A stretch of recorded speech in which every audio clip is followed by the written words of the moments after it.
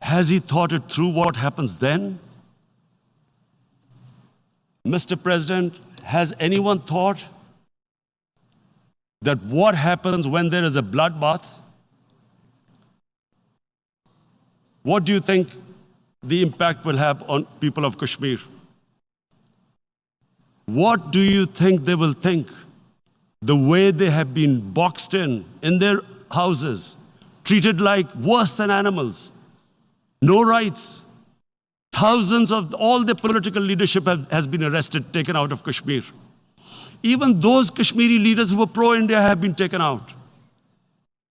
13,000 boys have been picked up and taken to God knows which destinations. So what do they think?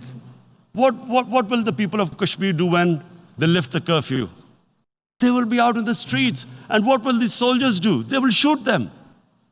They've already used pellet guns, blinded young boys.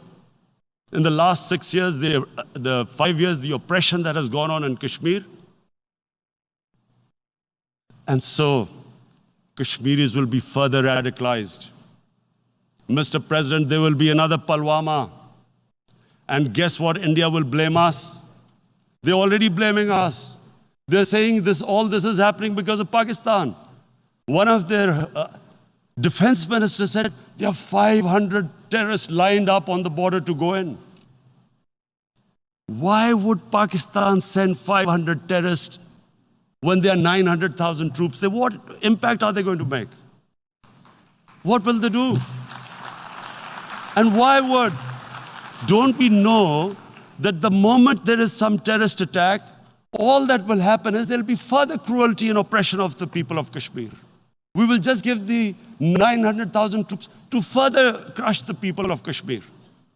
And then we'll give the Indian government an excuse that, look, Pakistan is a terrorist state, and this mantra that has gone on, Islamic terrorism. The moment you use this catchword, Islamic terrorism, the whole world turns away. No one talks about human rights. You can do whatever you want, which is what has happened in Kashmir, because they keep using this word, Islamic terrorism.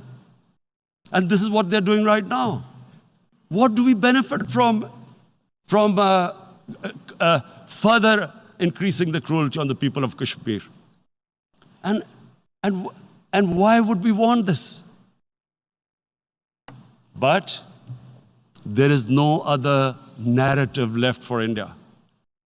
As when they lift the curfew, whatever happens, Pakistan will be blamed, and there is always a danger of another Pulwama.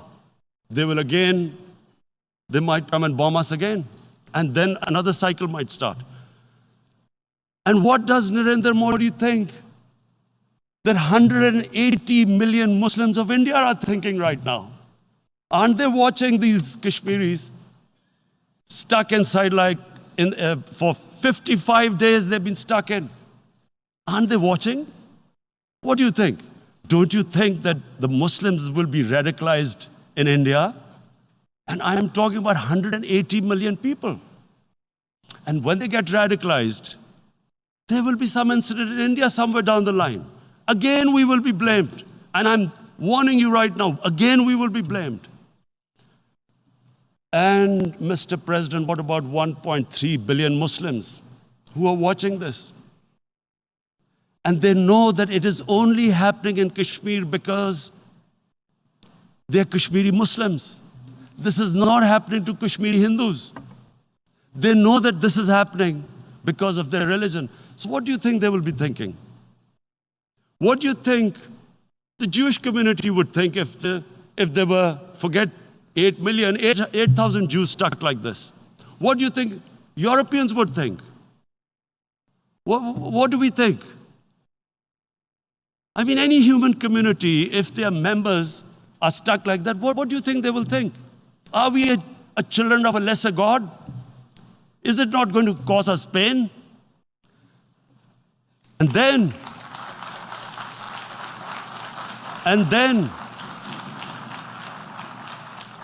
I'll tell you what will happen. People will, in the 1.3 billion Muslims, someone will pick up arms. I know we've been brought up with films, Western films.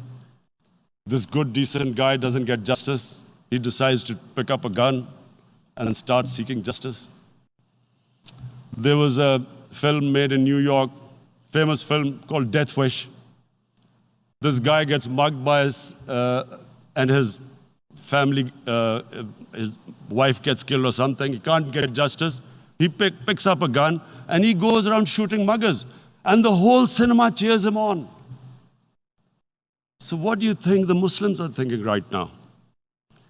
If there is a bloodbath, there will be Muslims becoming radicals, not because of Islam, but because of what they will see, that there's no justice when it comes to Muslims.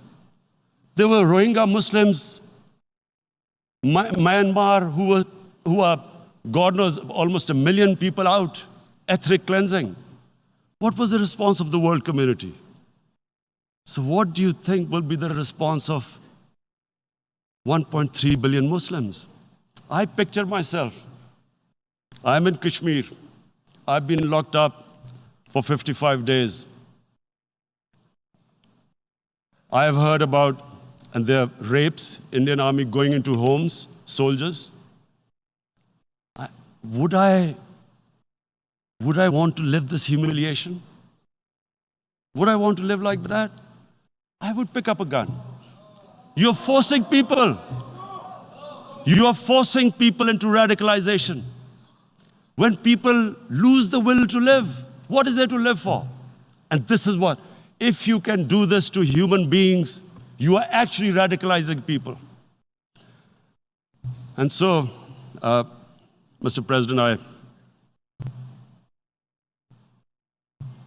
I want to repeat here, this is one of the most critical times. There will be a reaction to this. Pakistan will be blamed. 2 nuclear-armed countries will come face to face like we came in February. And before we head in that direction, the United Nations has a responsibility. This is why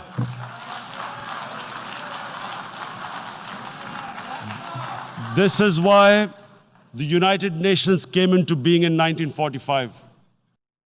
You were supposed to stop this happening. I feel we are back to 1939, Munich. Czechoslovakia has been taken, annexed. What is the world community going to do? Is it going to appease a market of 1.2 billion, or is it going to stand up for justice and humanity?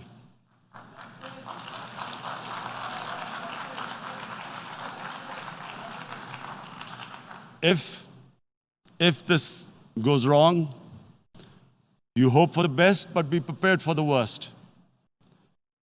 If a conventional war starts between the 2 countries, Mr. President, if a conventional war starts, and anything could happen, but supposing a country 7 times smaller than its neighbor is faced with the choice, either you surrender or you fight for your freedom till death, what will we do? I ask myself this question. And my belief is, La ilaha illallah, there is no God but one. And we will fight. And when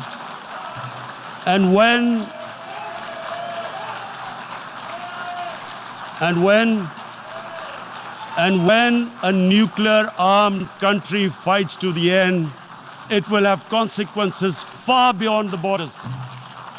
It will have consequences for the world, which is why I repeat I'm here. Because I'm warning you, it's not a threat. It's a fair worry that where are we headed? And I've come here to tell the UN, you've got to, this is a test for the United Nations. You are the one who guaranteed the people of Kashmir the right of self-determination. They are suffering because of that. And this is the time This is the time not to appease like in 1939 appeasement took place. This is the time to take action. And number one action must be that India must lift this inhuman curfew, which has lasted for 55 days.